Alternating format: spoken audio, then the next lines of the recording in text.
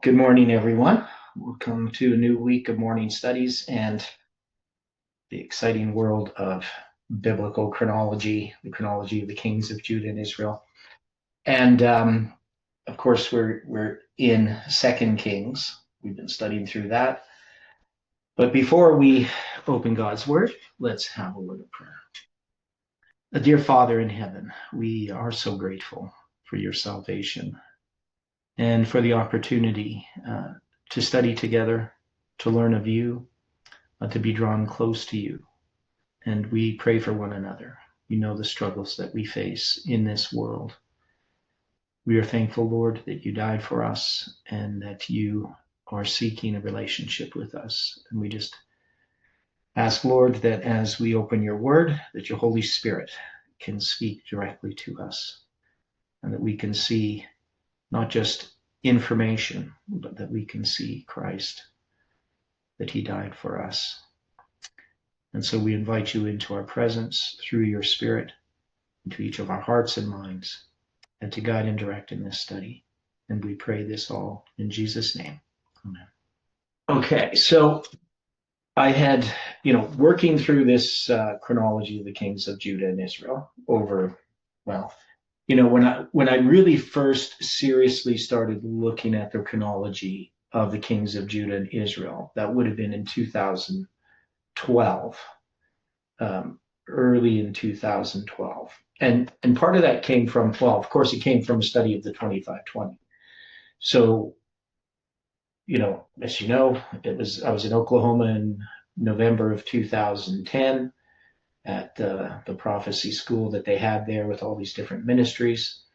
And so I began studying the 2520 on my own. It was kind of interesting that there wasn't a lot of, there was no presentations on the 2520 when I was there. And then I got a bunch of videos. I got some of Dario Taylor's videos. I watched Emiliano's stuff online. I didn't find Jeff's stuff very interesting at first because it was a little bit over my head. Probably most of it was over my head. But I did study the 2520 and came to understand it in the fall of 2011 when I was at Emiliano's prophecy school in Oregon. And so Emiliano had one there. And then I put together the prophetic mirror and started presenting that in 2011. But I'd already started studying the chronology of the kings of Judah and Israel, but more seriously there in 2012. So after I'd put together the prophetic mirror, I recognized some of these problems that people had with trying to find these dates, and that there was so much disagreement on the internet, and that people were basically just using inconsistent dates. That is, people were using Edwin Thiel for 723 BC for the fall of Samaria. So we can understand now that that's pretty inconsistent. One is the fall of Samaria happened in 721, really right at, between December 722 and the spring of 721 would be the fall of Samaria, where we wouldn't start the 2520 there. We're going to start the 2520 with the captivity of Hoshea. Now we're going to get into that chronology there. And I did a lot of work on that in the past. I have all kinds of charts and diagrams. Now this chart here, I know it's kind of tiny to see. Now what I'm going to do is I'm going to put in the chat and I'll probably somehow figure out how to get a link to the image. Okay, where's the chat thing? I can screenshot it. Well, I'm gonna actually just upload it here. So because I put it into a actually I think I just have it in a Word file. I need to put it in a PDF maybe. Yeah, so I'll try to get this done here. Yeah, so it'd be nice if you had a diagram of it. What's this is doing here? Okay, I had everything open. My computer's not doing the things I want it to do. Probably because I'm not asking it to do the right things. Okay, well, we'll just look at what we have here in front of us for now. I'll try to get everybody a copy of that. Maybe I'll email it. But so we have gone through this chronology so far. What I did is I have the kings of Judah on the bottom and the kings of Israel on the top. We can see the 120 years of the United Kingdom of Israel. So Saul, David, and Solomon's 40-year reigns. And then we have Jeroboam and Rehoboam in 977. I have here beside them, so I have the name of the king. Even make it bigger here just so we can zoom in. So I have the name of the king, the year he began to reign, and how many years he reigned. Now, I have, this here, but here you can't really directly compare them. This is a little nicer in that we can see the progression of these kings. Now, I have here, so we got on the northern Israel side of things. Hi, Stephen. All right. All right. Hi. So we can see Jeroboam, Nadab, Baasha, right? So we know that Baasha begins, and I didn't put like who begins which dynasty. Probably could have done something like that, but the other chart has that. So Jeroboam and Nadab is a dynasty, right? I believe. And then Baasha and Elah. And then we have that Zimri who's going to be there for 7 days. And then we have Tibni and Omri sort of fighting it out, but Omri is really the king of northern Israel. Tibni, we generally don't include him as one of the kings of Israel. And then so Omri has that 7-year sole reign. Now Ahab is, of course, of the house of Omri, but often it's called the house of Ahab. Omri, there is not much said in the Bible about him, right? So his name is mentioned briefly, that he had this reign, which is in First Kings, but I think Second Chronicles doesn't say anything about him. And then you have, following Ahab, Ahaziah, and then his son Joram. And now we know that it's going to be, if we look on the bottom part, we see the kings of Judah. So we had Rehoboam, Abijah, and then Asa. And then we have Jehoshaphat, who's going to begin to reign in the time of Ahab. And he's going to have a son named Jehoram, who's going to begin to reign during the time that Joram, king of Israel, is reigning, right? Now, also there is a 2-year co-regency between Jehoram and Jehoshaphat. So Jehoram, king of Judah, and Jehoshaphat, his dad. And then we know that we have Ahaziah, and he reigns for 1 year. Now, somehow this doesn't seem to line up properly, because Jehu should be moved over here, right? Isn't that correct? So somehow, yeah, Jehu should be over here, right? Because there's just this period of time where Ahaziah comes to the throne, and then Jehu's going to kill Joram and Ahaziah, right? And then we have, or how's this working? Yeah, so it's just the spacing of this is not good. That's why. So what I really need to do is move him over there, then put Jehu there. Okay. Does that make sense? Yeah. I tried to space this out so that it was properly and evenly spaced out as far as proportionally to the years of reign. Okay.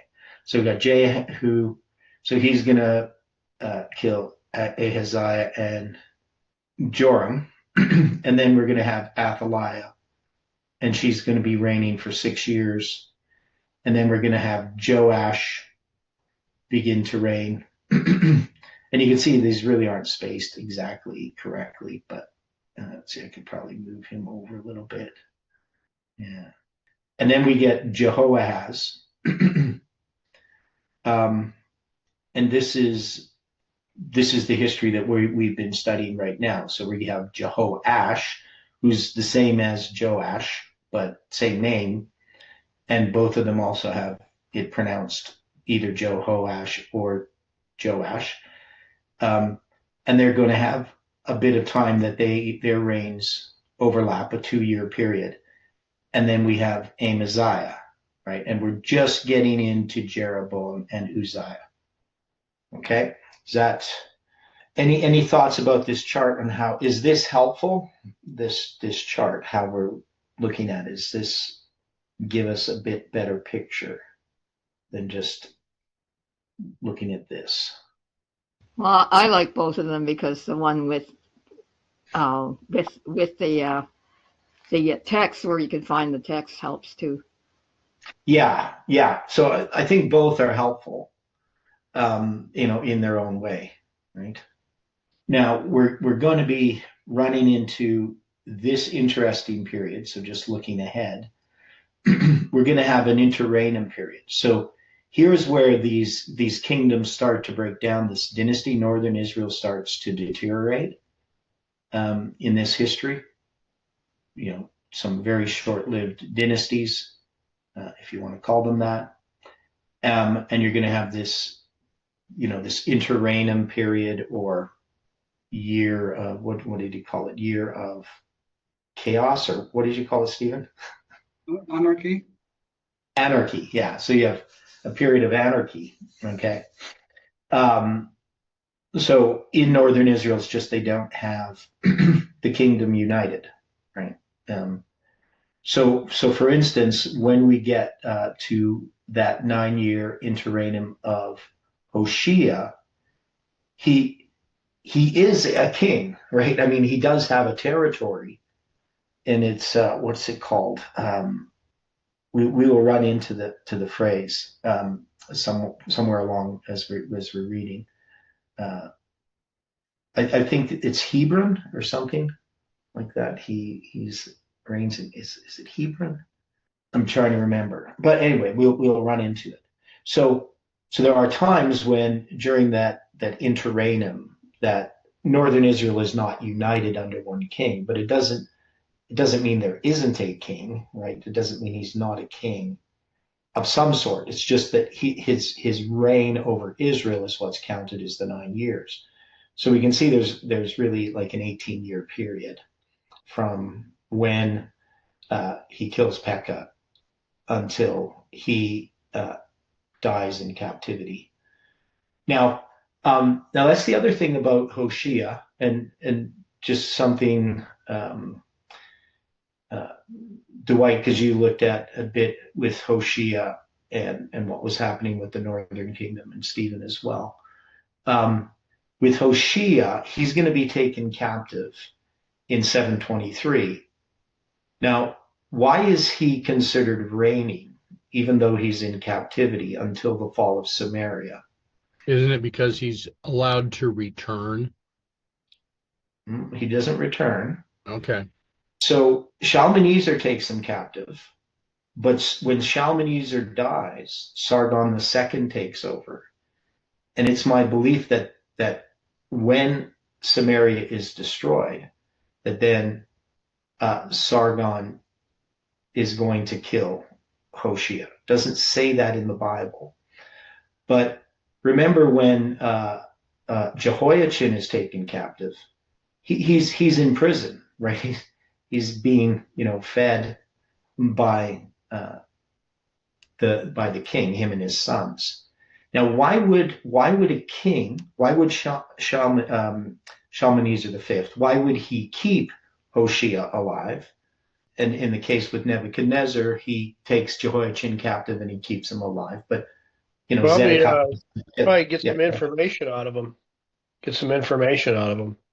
Well, I don't know what information he could get, but remember, they're setting up a protection racket, right?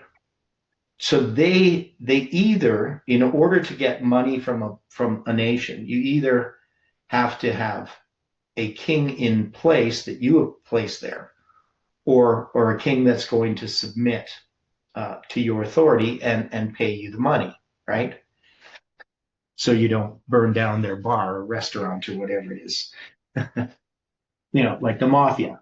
So when Hoshea is taken captive, he's taken captive because he started paying tribute to the king of Egypt, right? Instead of the king of Assyria. So Assyria is going to come in and take him captive. Now, that's Shalmaneser the fifth. And then when Sargon comes into power, he has destroyed Samaria. Now, we know that later on, Esarhaddon, he's going to repopulate Samaria with all of these different peoples. And why does he do that?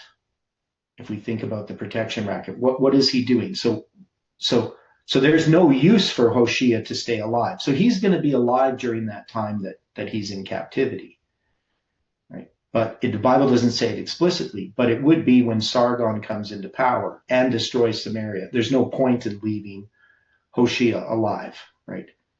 Now he's basically destroyed that source of income, basically stripped it of all of its wealth.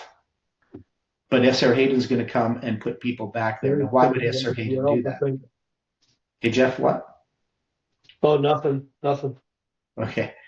So, Stephen? So people there could then submit to him and make produce and then return funds. Yeah. So, it's like you burn down somebody's restaurant because they weren't paying the protection money, right?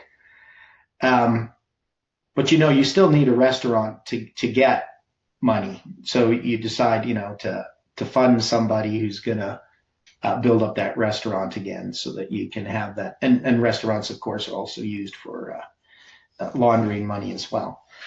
But you kind of see what's happening here. To understand how Assyria was operating and later Babylon as well, and the purpose of the Levant and why Egypt and Assyria and Syria and later on Persia and so forth, why they're seeking to take advantage of the production that's going on in the Levant, in Palestine, in that area, the Middle East.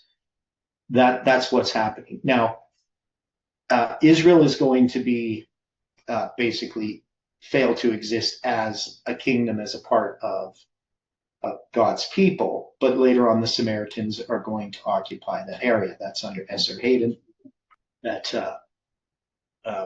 So when they talk about the Samaritans, they're not the people of northern Israel. They're from all of these other places that Assyria has conquered. But Judah is still going to survive.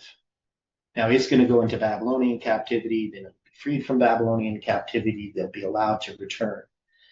And so there's a lot of things here that we need to consider in this story, as we put this together. So we have the chronology, which helps us, frame these stories, that we can see the continuity, and we can see also the other thing that I find helpful is, and I think Dwight's provided us some of that in his studies, is recognizing the different prophets and what the situation is that they're speaking to.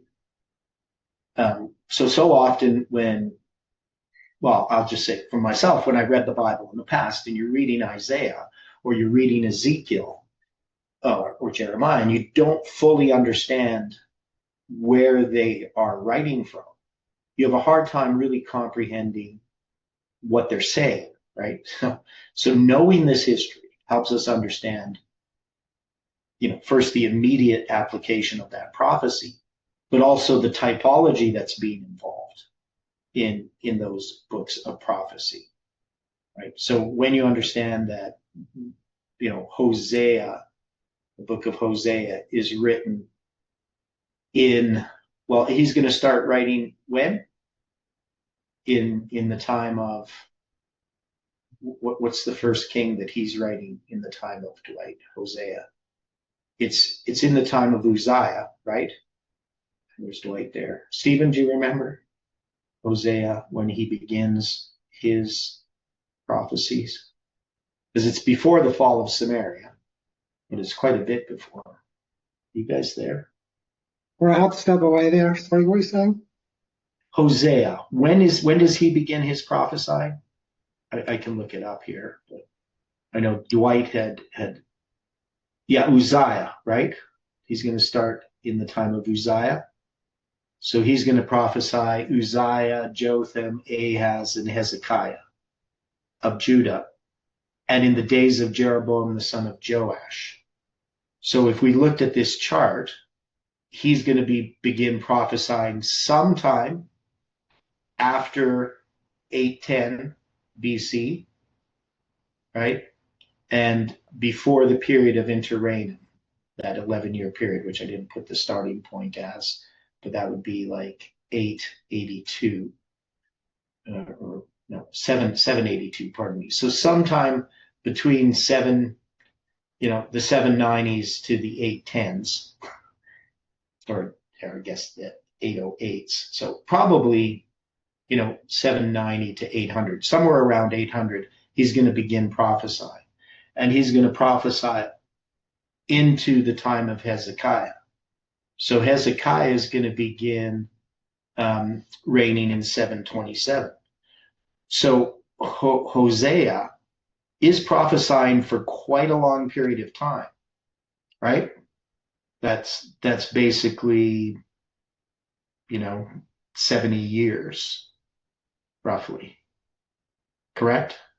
Does that make sense? There's an overlap with Jonah, I think, as well. He's more Isaiah and Jeroboam the second. Yeah. So, So with Jonah is it doesn't really say exactly when he's prophesying. Mentions the reigns. It mentions what? Who's reigning Where? with Jonah. Where does it mention it in Jonah? I'd have to I know check. it mentions Nineveh. I'm just trying to remember before, because there was lots of speculations people had about Jonah, which is false because they use a false chronology. Can't remember exactly what that was about. They try to connect some event in Assyrian history with Jonah's eclipse or something, but they get it all wrong because they have the wrong year. So 2 Kings 14, verse 25. Oh, okay. So in 2 Kings 14, so this is where we're studying already. And he restored the coast of Israel from the entering of Hamath unto the sea of the plain, according to the Lord God of Israel, which he spake by the hand of his servant Jonah, the son of Amittai, the prophet, which was of Gath-hepher. Okay, that's interesting. Gath-hepher or Heifer. Okay, we're going to have to look at that. Yeah, so Jonah is obviously connected to that history somewhere, but we don't know exactly what year that he prophesies. So they'd have to prophesy before that, before the reign of Jeroboam II. So whether he's prophesying in that period of time. So he would be a bit before Hosea, right? It's second Kings what? What chapter? 14 verse 25. Okay. So this is kind of where we're at anyway, because we're just looking at these. We're going to get to Azariah, which is Uzziah. So we're just in that period of time right now. That's where we're starting to look at, because we dealt with Jehoahaz, because we dealt with Joash or Jehoash, who repaired the temple, and then in chapter 12. So anyway, we'll go back. But is this kind of helpful to place these things? Is it this kind of chart is good, I think, to help us, to guide us a little bit. So Yes, we're setting things in order. yeah. So I think it's going to help us in the long run. It's just going to be a little bit. I might have to go through and make sure this is all aligned properly. Can you reduce the size of it What do you mean? Like so shrink you it? can see both ends of it? Yeah. So it's going to just do the whole span. But you're going to get a copy of this. Oh, okay. I didn't know. I didn't get. Okay. You gonna put it in the email or what? Yeah, I'll put it in the email, and because I need to send out an email again to remind people of the studies. But yeah, so I'll put it into I'll probably put it into legal size so that it all fits into one page, and so people can either look at it as a PDF or they can print it out as a legal size diagram. But yeah, so this goes all the way to the fall of Jerusalem in 586. So from 1097 to 586.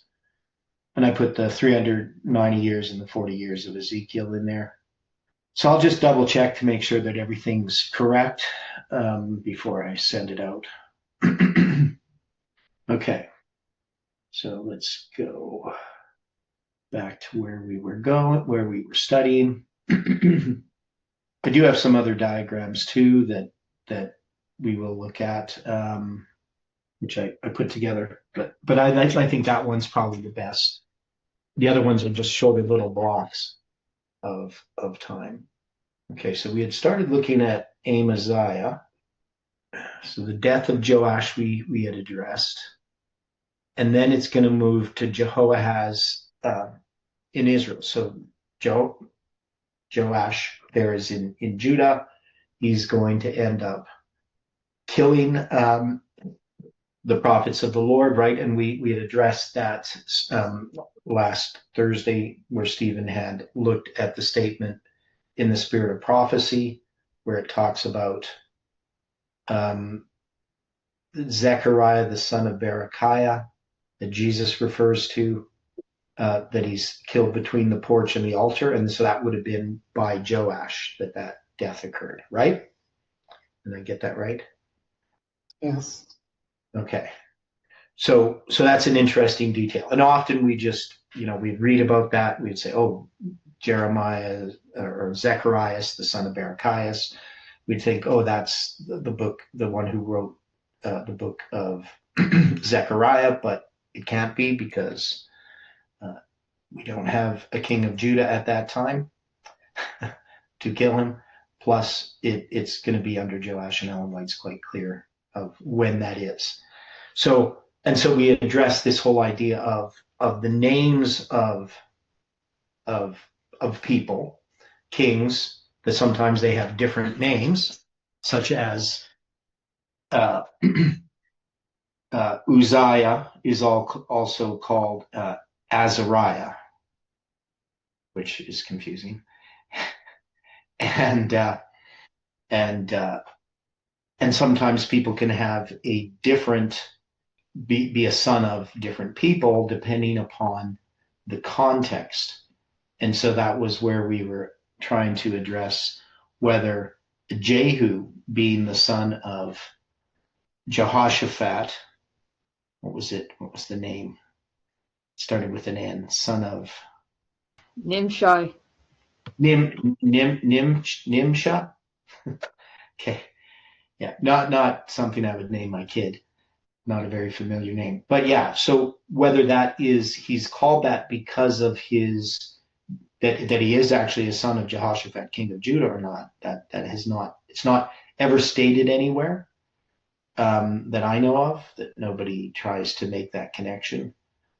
But it is possible that it's just now that he's a king of Israel, that his family, which is in Israel, is what he's connected to. So that's possible, but we couldn't prove it, and so we're going to just say that it could be a different Jehoshaphat that he's the son of. But it's something I'm still gonna look at and try to see if there's any other way that I could connect that. But Ellen White doesn't make that connection. I know of no one that does. Doesn't mean it doesn't exist, though. There's lots of times we notice things that nobody ever seems to have noticed that we know of, but they are true. Okay, so now we have Jehoahaz. So we had this thing where he begins to reign in the 320th year of Joash, and in trying to put together that ladder of how these kings overlapped, and that's where something detailed like this helps us a bit more. Now, this one, of course, is a little bit awkward to work through Trying to share the screen. What's it doing? There it is. Right. So when we go, we got that's Amaziah, which is also Uzziah. So that's a little bit later, I think. Is that Amaziah? Or no, that's Azariah. Okay, so we got Jehoahaz of Israel. So that's chapter 13. And it says that he begins to reign in the 23rd year of Joram, king of Judah, right? So if you go back here, Joash, king of Judah, pardon me. So you got Joash, king of Judah. And then in the 23rd year of Joash, you're going to have Jehoahaz, king of Israel, begin to reign. And then he's going to reign, it says, 17 years. So when we get to Jehoash of Israel, he's going to begin to reign in the 37th year of Jehu, right? And so you have this problem because it says he reigned 17 years. So we see this co-regency in the kingdom of Israel that's not explicitly addressed. And we are going to, at some point, once we have a good understanding of this chronology, look a bit more at Edwin Thiel's, and just to see how he uses things like this as an evidence that you can have these co-regencies that aren't plainly stated.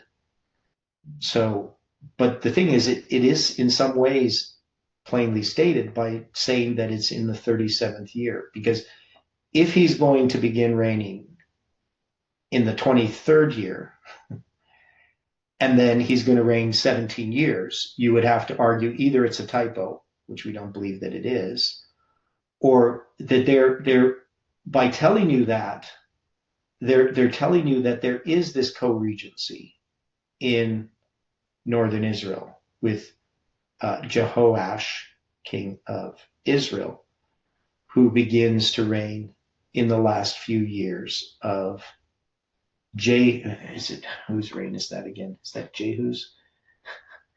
No, Jehoahaz of Israel's reign, right? Because Jehoahaz is going to follow Jehu, right? So you got Jehu, and again, there's these overlaps in the kingdom of Israel that aren't explicitly stated, but they are implicitly stated because it tells you in what reign of the king of Judah they begin to reign. That is, these people can do math, right? They know that if he begins to reign in the 23rd year of the king of Judah, and then that's going to be, again, and all these J names, I can never keep them straight. Jehoahaz of Israel, that then Jehoahaz. Not Joash. Jehoash of Israel, or is Jehoash of Judah? Is that his? So we got Jehoahaz of Israel. Yeah, that's going to begin in Jehoash or Joash. So Joash, king of Judah, in his 23rd year, Jehoahaz of Israel is going to begin to reign. And then it says that Jehoash of Israel is going to begin to reign in the 37th year of Joash, king of Judah. There, we got it. So it's there. You can see that that's 14 years, right? Not 17. And so for those who want us to believe that the Bible is simply making typos every place, and that the people who are copying the Bible somehow you don't notice what they're copying, I think is to me it's I'll just use the word foolish. It's a foolish argument, because if he begins to reign in the 23rd year of Joash and he reigns 17 years, but his successor is going to begin to reign in the 37th year of Joash, then they would know that there is an overlap of reigns. They don't have to tell you specifically. They know you're smart enough to figure it out. And they're not going to not notice. They're going to know what they're doing.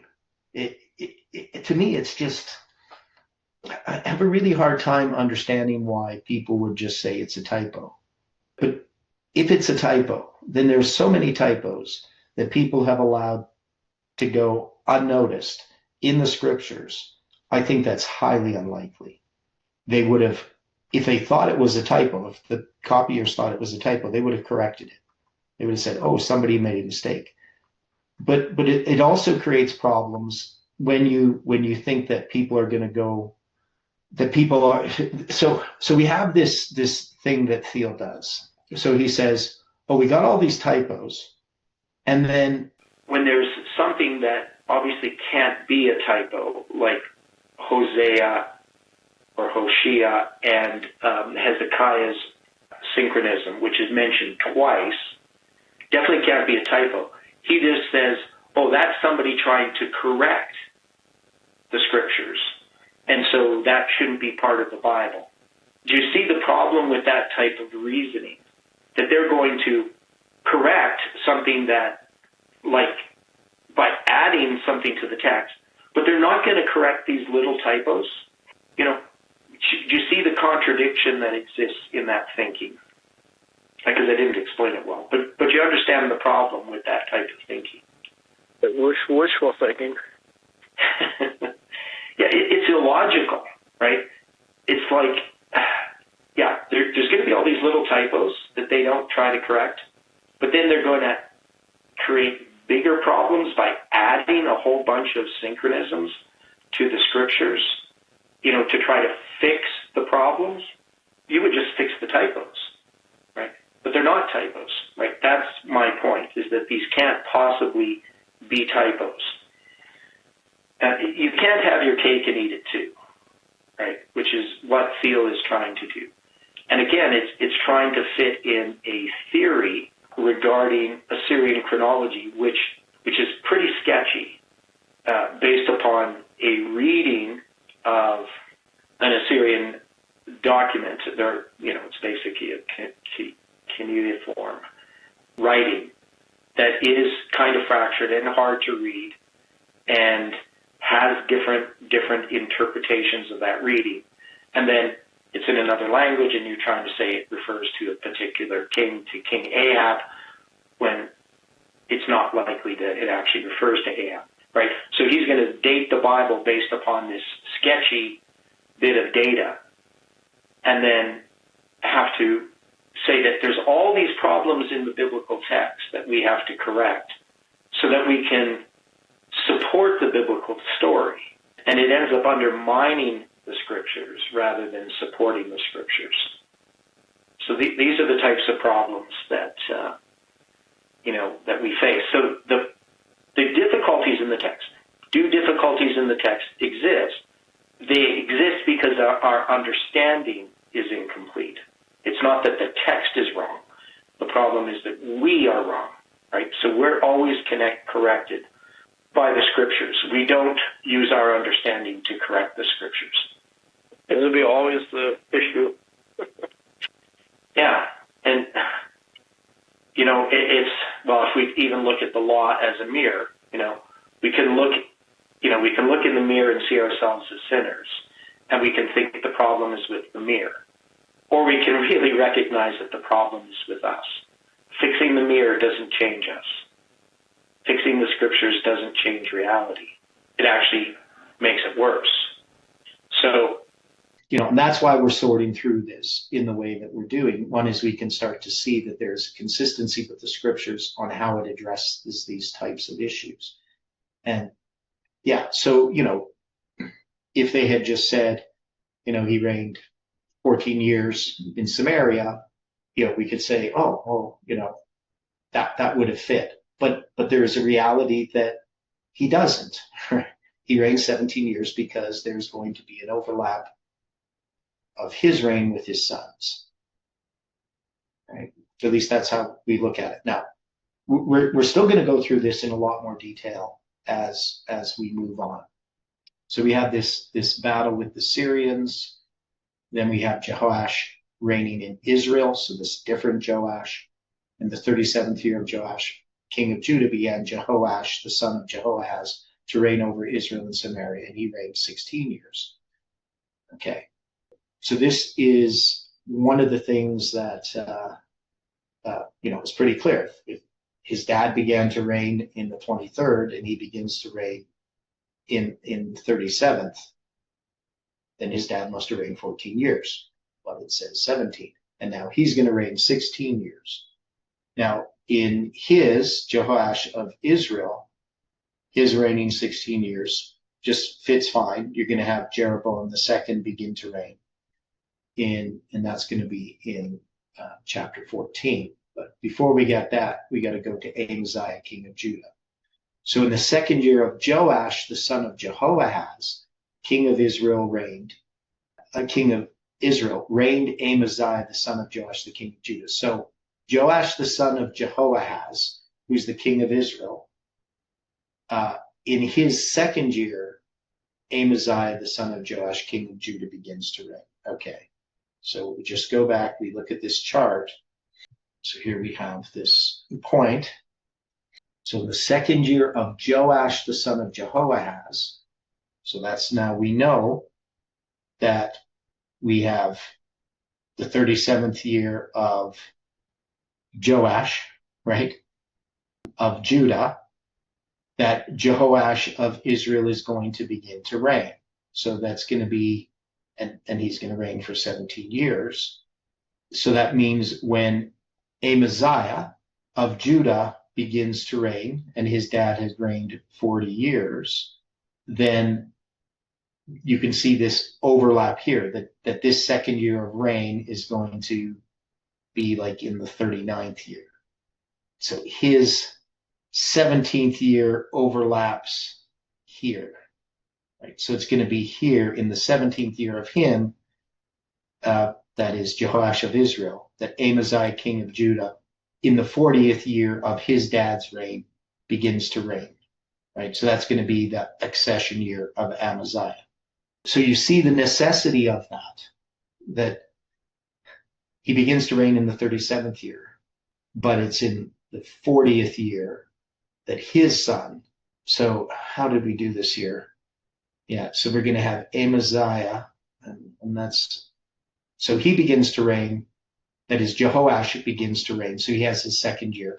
Now I have two different counts here for Jehoash. So we have the second year of Jehoash, but also we have this other count of Jehoash, king of Israel. So do you see this?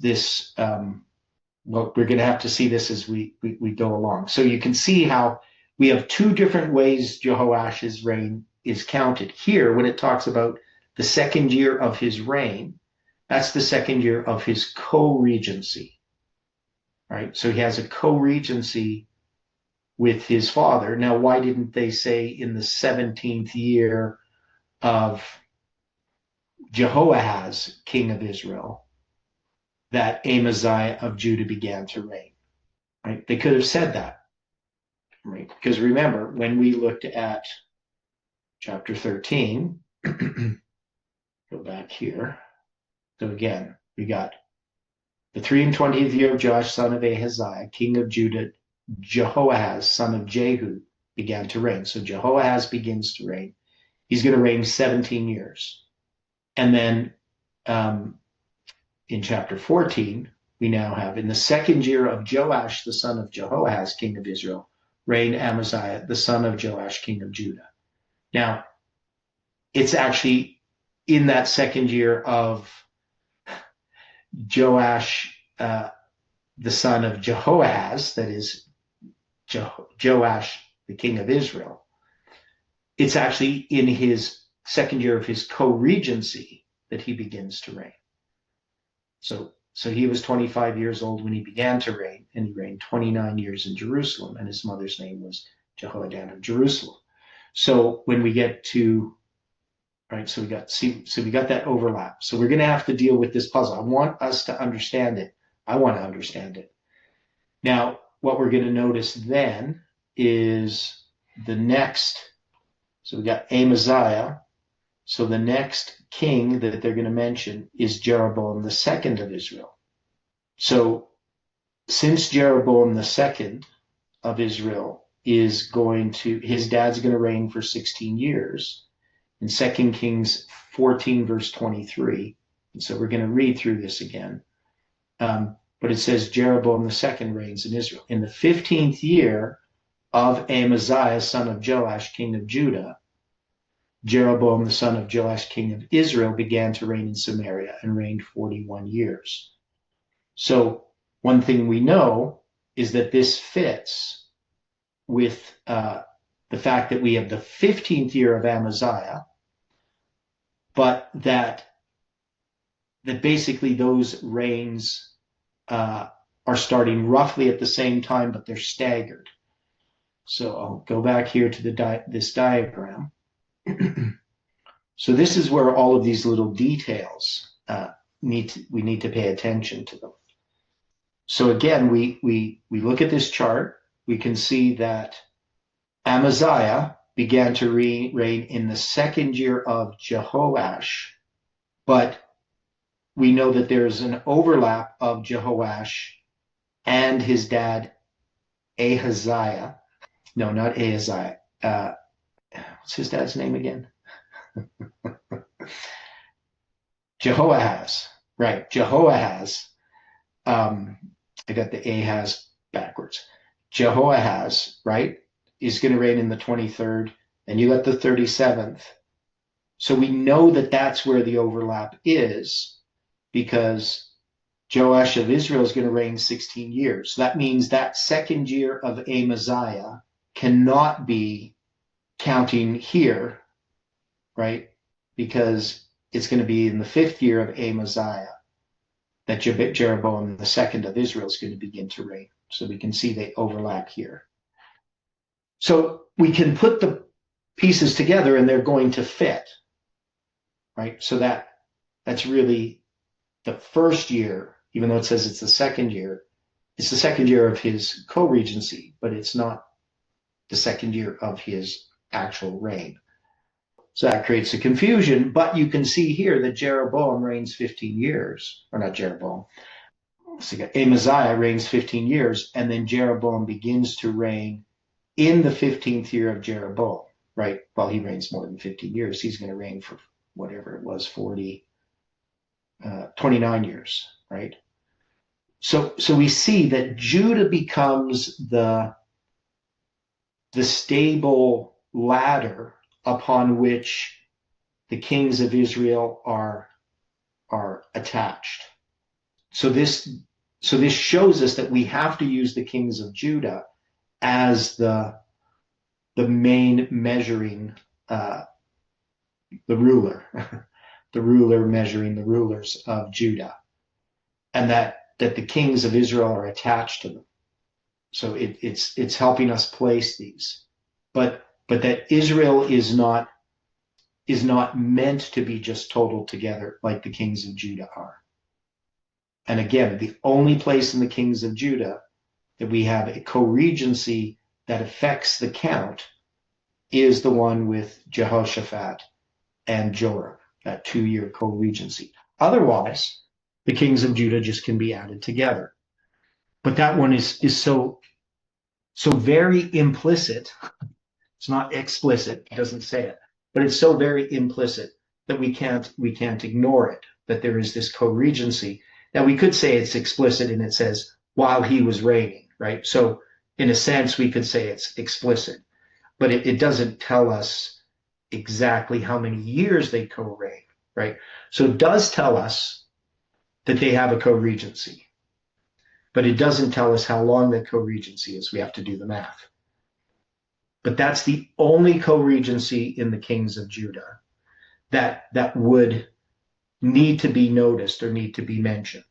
The other ones are not needed because they don't affect the count in any way. Does that make sense to people? But the kings of Israel are a bit more complicated. So the problem is not the kings of Judah, which is what Edwin Thiel tries to do, is he tries to shorten the period of the kings of Judah to fix the problems with the kings of Israel. But he ends up creating more problems with the kings of Israel in that he's going to attack and undermine the scriptures themselves Stephen, do you have any thoughts on that, or anybody? Because Stephen has tried to work through this chronology himself as well, just like I have. Very well. Specific point. Well, the thing is, the only co-regency we have that can be stated with certainty that would affect the count instead of just adding up the years of the reigns of the kings of Judah is the co-regency that is stated between Jehoshaphat and Joram, right? I would agree. Yeah. And then you would agree that the kings of Israel are more problematic, but they're not necessary in a sense that they're not the standard. They have problems with how, because they have these changes of dynasties and they have some co-regencies that exist. But those are they're not to adjust the kings of Judah. Like, we're not going to adjust the kings of Judah to fit what's being stated in the kings of Israel. Right? So, the kings of Judah would take precedent. Yes. Yeah. And because the kings of Israel are sort of an unstable, and they're not the line of Christ, right? So the purpose of the chronology is to have the line of Christ intact. So I hope that's clear, as we go through this. And we're going to address all of these details once we've gone through this chronology and understand it. Then we can reconstruct it and put it together and see that it works. That Edwin Thiele's criticism of what he calls the long chronology is unsubstantiated. That he has created the problems by choosing a different standard. If we kind of think of this like a measurement, like a ruler, you have to decide what your standard inch is or what your standard centimeter is. You can't keep changing it. And with Thiele, he's trying to use an unreliable, constantly changing measurement to fix the ruler, right? The standard ruler, which is the kings of Judah. And I think that's where the confusion lies. But you can see that Israel has some inconsistencies in how they're counting things. But they don't need to be explained on their own. They need to be corrected by the standard, and that standard is the kings of Judah. Okay. So those chronological details we again will go over, but for now we're going to go back to reading this chapter 14. So we're going to run into Jonah again here. Okay, so we have Amaziah reigns in Judah in the second year of Joash, the son of Jehoahaz. So now we kind of have that straight. I don't have their names straight in my head exactly yet, but I will at some point. So we got Amaziah, who's the son of Joash, king of Judah. And he was 25 years old when he began to reign, and reigned 29 years in Jerusalem. His mother's name was Jehoaddan of Jerusalem. And he did that which was right in the sight of the Lord, yet not like David his father. He did according to all things as Joash his father did. Howbeit the high places were not taken away, as yet the people did sacrifice and burn incense in the high places. And it came to pass, as soon as the kingdom was confirmed in his hand, that he slew his servants which had slain the king his father. And the children of the murderers he slew not, according to that which is written in the book of the law of Moses, wherein the Lord commanded, saying, The father shall not be put to death for the children, nor the children be put to death for the fathers, but every man shall be put to death for his own sin. He slew of Edom in the valley of Salt 10,000, took Selah by war, and called the name of it Joktheel unto this day. Then Amaziah sent messengers to Jehoash, the son of Jehoahaz, son of Jehu, king of Israel, saying, Come, let us look one another in the face. And Jehoash, the king of Israel, sent to Amaziah, king of Judah, saying, the thistle that was in Lebanon sent to the cedar that was in Lebanon, saying, Give thy daughter to my son to wife. And there passed by a wild beast that was in Lebanon, and trode down the thistle. Thou hast indeed smitten Edom, and thine heart hath lifted thee up. Glory of this, and tarry at home. For why shouldest thou meddle to thy hurt, that thou shouldest fall, even thou, and Judah with thee? But Amaziah would not hear. Therefore Joash the king of Israel went up, he and Amaziah king of Judah, and looked one another in the face at Beth Shemesh, which belongeth to Judah. And Judah was put to the worse before Israel, and they fled every man to his tents, to their tents. So this here of facing each other in battle, I think, is looked at one another in the face. So they're going to have this battle. And Jehoash king of Israel took Amaziah king of Judah, the son of Jehoash, and the son of Ahaziah, at Beth Shemesh, and came to Jerusalem, and brake down the wall of Jerusalem from the gate of Ephraim unto the corner gate, 400 cubits. And he took all the gold and silver and all the vessels that were found in the house of the Lord and in the treasures of the king's house and hostages, and returned to Samaria. Now the rest of the acts of Jehoash, which he did, and his might, and how he fought with Amaziah king of Judah, are they not written in the book of the Chronicles of the Kings of Israel? And Jehoash slept with his fathers, and was buried in Samaria with the kings of Israel. And Jeroboam, that's Jeroboam, who was second, his son, reigned in his stead. Right? And Amaziah, the son of Joash, king of Judah, lived after the death of Jehoash, son of Jehoahaz, king of Israel, 15 years. Right? So we have that clearly being marked. So we're going to have the death of Jehoash, and then so it says 15 years. Now he's going to die in the 29th year of his reign. Okay. So we're going to address that detail here in a minute. And the rest of the acts of Amaziah, are they not written in the book of the Chronicles of the Kings of Judah? Okay, so it's going to go this conspiracy. Now they made a conspiracy against him in Jerusalem. So I'll come back to the 15 years in a minute. And he fled to Lachish, but they sent after him to Lachish and slew him there. And they brought him on horses, and he was buried in Jerusalem with his fathers in the city of David. And all the people of Judah took Azariah, which was 16 years old, and made him king instead of his father Amaziah. Okay, so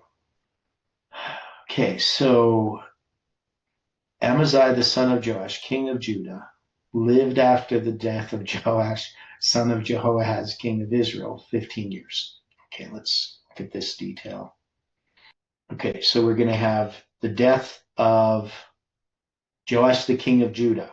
So the Joash, king of Judah, is going to die in 839 BC, and Amaziah, his son, is going to reign in his stead, right? And we have Jehoash of Israel. He's going to reign in the 37th year of Jehoahaz, what's his name? Joash. Okay, good. Joash. So, right. So we got Joash, king of Israel, beginning to reign in the 37th year of Joash, king of Judah. So Joash of Israel, right? And we noted this 2-year co-regency. And then he's going to have a reign that we would count here, because we know that Jeroboam II is going to begin to reign in the 16th year, according to 2 Kings 14:23. I have the 16th year, or the 15th year. So Jeroboam II is going to begin to reign in the 15th year of Amaziah, right? Yes, Amaziah, got that name right. Right?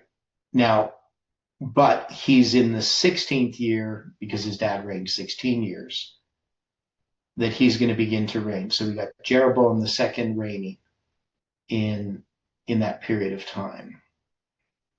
And it says,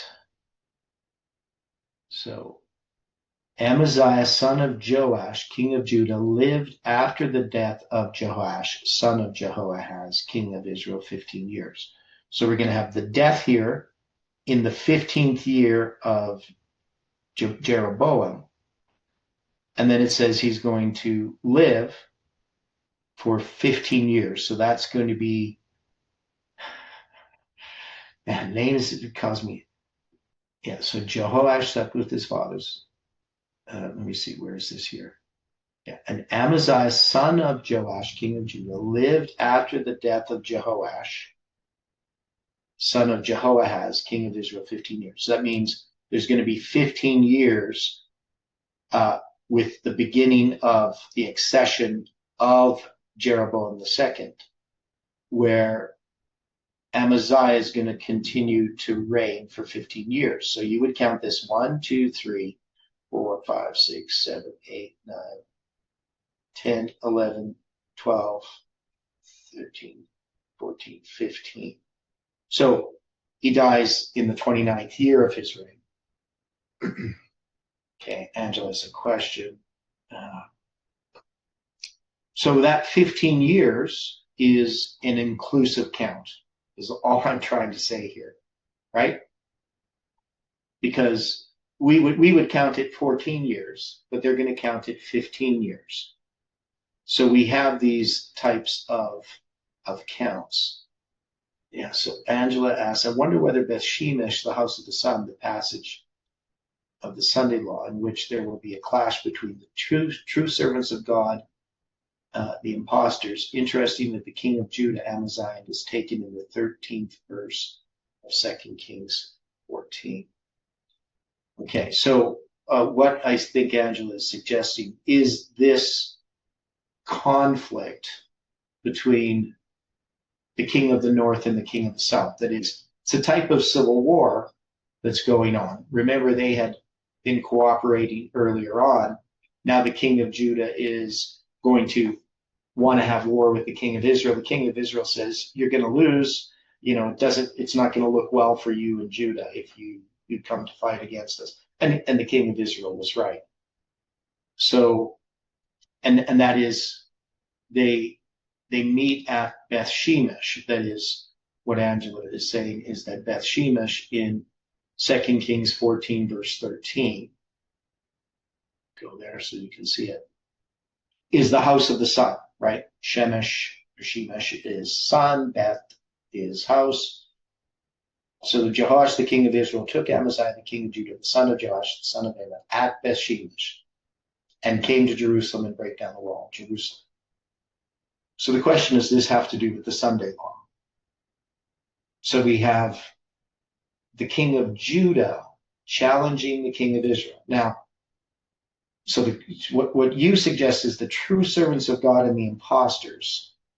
Now, we generally look at northern Israel as being Protestantism, and we look at Judah as Adventism. So is there some place in which Adventism has tried to challenge Protestantism but ends up losing? Is that at the Sunday law? Is that what it's referring to? Just because of the house of the sun? It's something we're going to have to think about. Yeah, there certainly are reformers within the church. They think they can still remain within the church and reform it from within, which is impossible. And they are challenging the mainstream.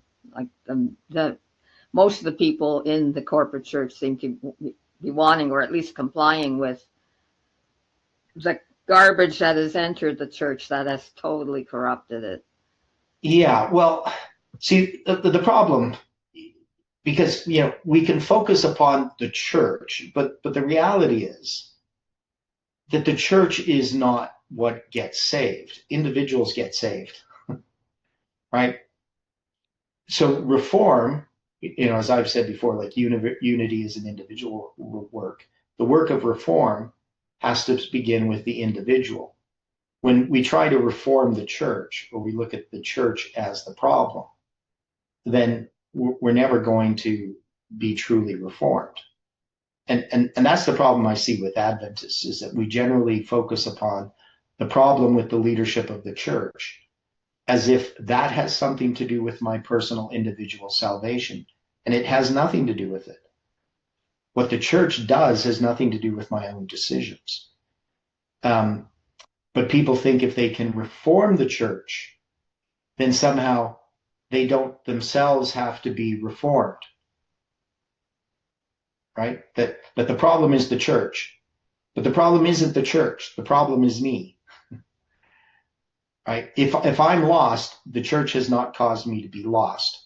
I'm not saved or lost based upon the decisions of someone else. I'm saved or lost based upon my own choices. And so we could look at this as something to do with the Sunday law. The question is, what would it tell us about this, about the Sunday law? That's what we would have to look at. What is this story trying to illustrate?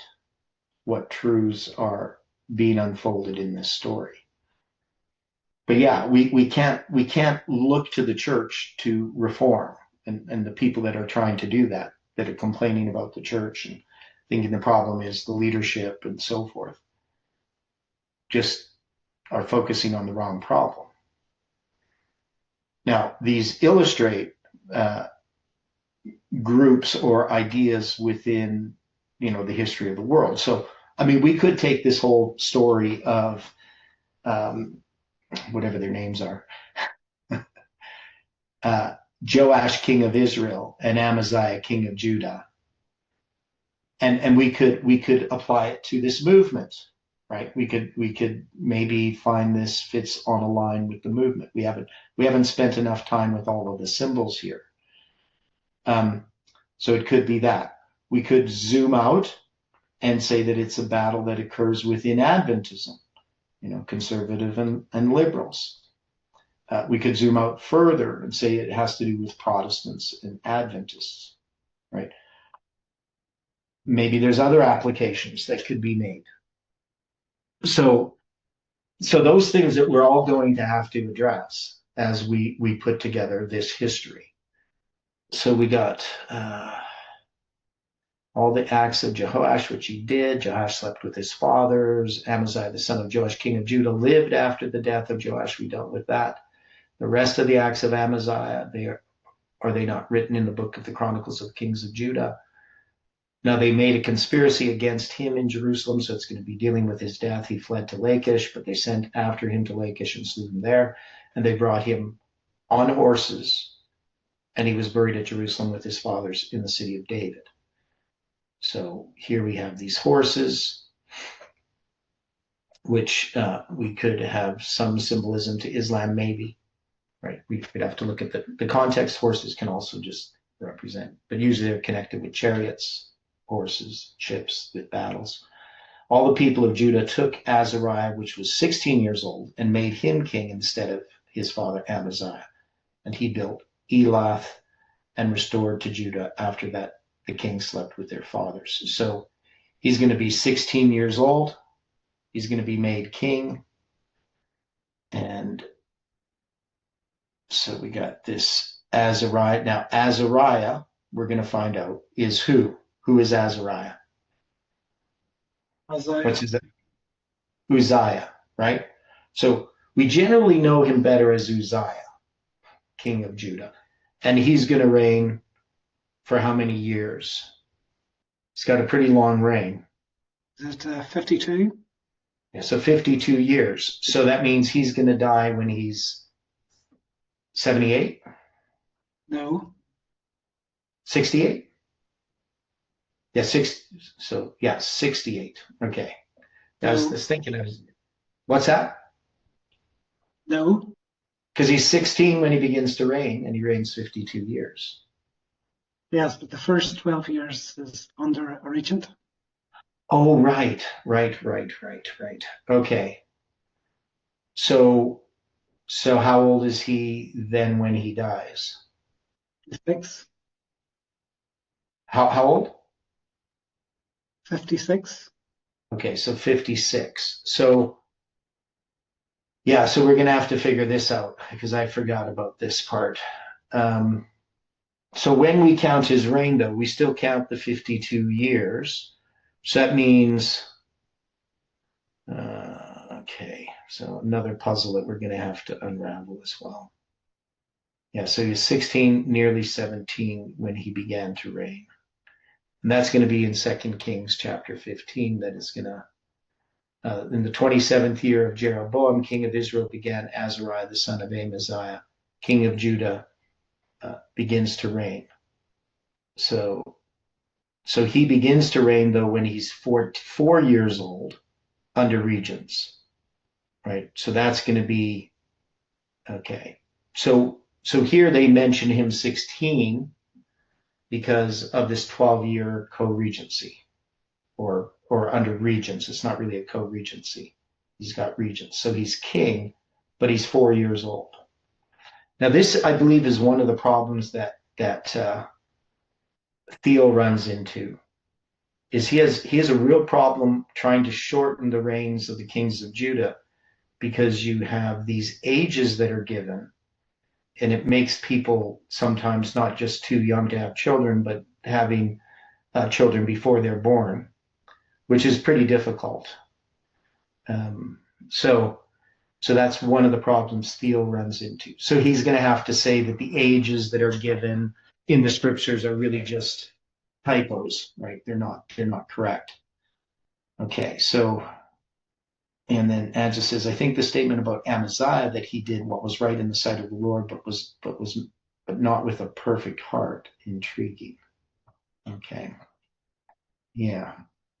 Okay. So we're going to have to deal with this whole thing of Uzziah and Azariah later on. Just trying to think what we would do here with this. Okay, I'm probably going to have to try to get some of this stuff straightened out in my mind before tomorrow so that we can go through it. I'll go through what Stephen has written in tabled history. But yeah, originally I'd figured this out, and I always keep forgetting about it.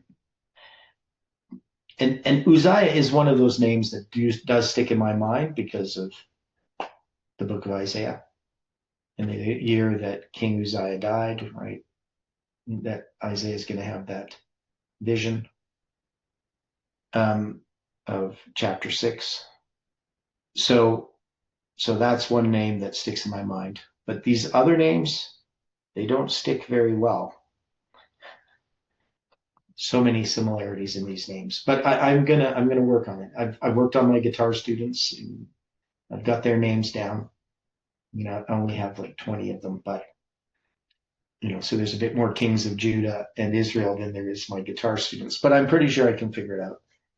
Okay. Any final thoughts before we close with prayer? Yeah, this Uzziah is the one that went into the temple and tried to usurp the priest's role, right? And was stricken with leprosy in 2 Chronicles 26. Yeah, and we're going to have to, go back and forth between 2 Kings and Chronicles and try to sort some of this out. Now, I'm going to have a bit of time today because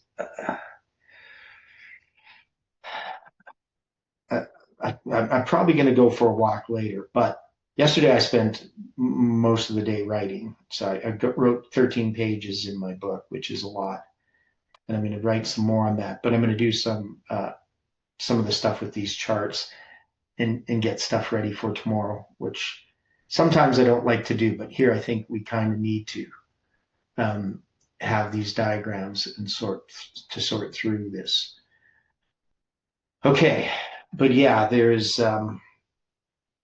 lots in the story with Uzziah, and some of these kings, we have very little narrative, and some of the kings we have lots.